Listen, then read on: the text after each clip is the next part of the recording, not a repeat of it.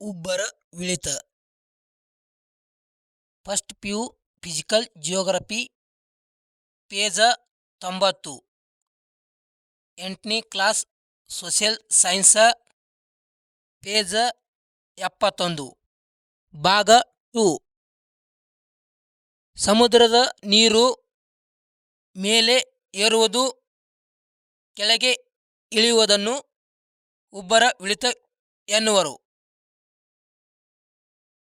ಉಬ್ಬರವಿಳಿತ ಉಂಟಾಗಲು ಕಾರಣಗಳು: 1ನೇದು ಚಂದ್ರನ ಗುರುತ್ವ ಬಲ, 2ನೇದು ಸೂರ್ಯನ ಗುರುತ್ವ ಬಲ, 3ನೇದು ಭೂಮಿಯ ಕೇಂದ್ರ ಉಪಗಮನ ಬಲಗಳಾಗಿವೆ. ಉಬ್ಬರವಿಳಿತಗಳು ಸಮುದ್ರದಲ್ಲಿ ಪ್ರತಿನಿತ್ಯವೂ ಉಂಟಾಗುತ್ತವೆ. ಒಂದು ದಿನಗಳಲ್ಲಿ 4 ಉಬ್ಬರವಿಳಿತ ಉಂಟಾಗುತ್ತವೆ. 2 ಉಬ್ಬರವಾದರೆ 12 ಇಳಿತಗಳಾಗಿರ್ತವೆ.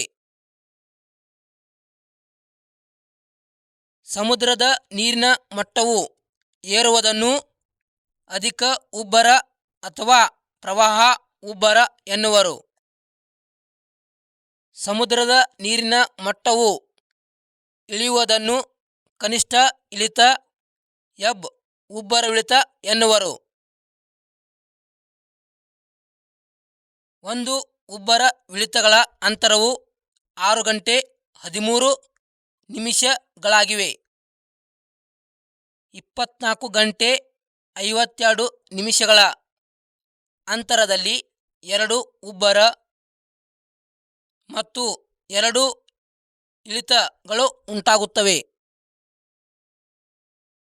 ಒಂದು ಉಬ್ಬರ ಒಂದು ಇಳಿತಗಳ ನಡುವೆ ತೆಗೆದುಕೊಳ್ಳುವ ಸಮಯವನ್ನು ಉಬ್ಬರವಿಳಿತ ಅವಧಿ ಎನ್ನುವರು. ಉಬ್ಬರ ವಿಳಿತ ವಿಧಗಳು. ಉಬ್ಬರ ವಿಳಿತದ ವಿಧಗಳು: ಸೂರ್ಯ ಚಂದ್ರನ ಗುರುತ್ವಾಕರ್ಷಣೆ ಆಧಾರದ ಮೇಲೆ ಉಬ್ಬರವಿಳಿತವನ್ನು 2 ಪ್ರಕಾರವಾಗಿ ವಿಂಗಡಿಸಲಾಗಿದೆ.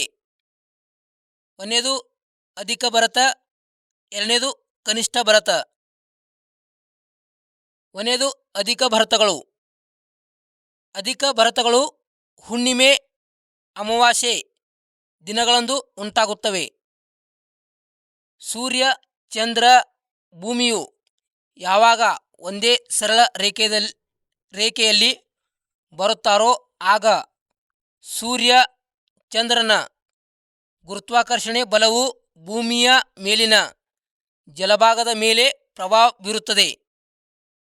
ಆದ್ದರಿಂದ ಸಮುದ್ರದ ನೀರಿನ ಮಟ್ಟವು ಗರಿಷ್ಠ ಏರುವುದು. ಇದನ್ನೇ ಅಧಿಕ ಭರತ ಎನ್ನುವರು. 15 ದಿನಗಳಲ್ಲಿ ಒಂದು ಅಧಿಕ ಭರತ ಉಂಟಾಗುತ್ತದೆ. ಅಂದರೆ ತಿಂಗಳಲ್ಲಿ 2 ಅಧಿಕ ಭರತಗಳು ಉಂಟಾಗುತ್ತವೆ. ಇನ್ನು ಕನಿಷ್ಠ ಭರತಗಳು: ಚಂದ್ರನು ಕೃಷ್ಣ ಪಕ್ಷ ಅಥವಾ ಶುಕ್ಲ ಪಕ್ಷದ ಸ್ಥಿತಿಯಲ್ಲಿರುವಾಗ ಕನಿಷ್ಠ ಭರತಗಳು ಉಂಟಾಗುತ್ತವೆ. ಸೂರ್ಯ, ಭೂಮಿಯು ಒಂದೇ ಸರಳ ರೇಖೆಯಲ್ಲಿದ್ದು ಚಂದ್ರನು ಭೂಮಿಗೆ ಸಮಕೋನದಲ್ಲಿದ್ದಾಗ ಲಂಬಕೋನ. ಚಂದ್ರ ಮತ್ತು ಸೂರ್ಯನ ಗುರುತ್ವಾಕರ್ಷಣೆ ಬಲಗಳು ತದ್ವಿರುದ್ಧ ದಿಕ್ಕಿನಲ್ಲಿರುತ್ತವೆ. ಆದ್ದರಿಂದ ಕಡಿಮೆ ಉಬ್ಬರವಿಳಿತ ಉಂಟಾಗುತ್ತವೆ. ಇದನ್ನೇ ಕನಿಷ್ಠ ಭರತ ಎನ್ನುವರು. 15 ದಿನಗಳಲ್ಲಿ ಒಂದು ಕನಿಷ್ಠ ಭರತ ಉಂಟಾಗುತ್ತದೆ. ಅಂದರೆ ತಿಂಗಳಲ್ಲಿ 2 ಕನಿಷ್ಠ ಭರತಗಳು ಉಂಟಾಗುತ್ತವೆ. ಉಬ್ಬರ ವಿಳಿತದ ಉಪಯೋಗಗಳು: 1ನೇದು ಉಪ್ಪು ತಯಾರಿಸಲು, 2ನೇದು ಬಂದರ ನಗರಗಳು ಸ್ವಚ್ಛಗೊಳ್ಳುತ್ತವೆ, 3ನೇದು ಮೀನುಗಾರಿಕೆಗೆ, 4ನೇದು ಬಂದರ ಮತ್ತು ನಗರ ಪಟ್ಟಣಗಳನ್ನು ನಿರ್ಮಿಸಲು.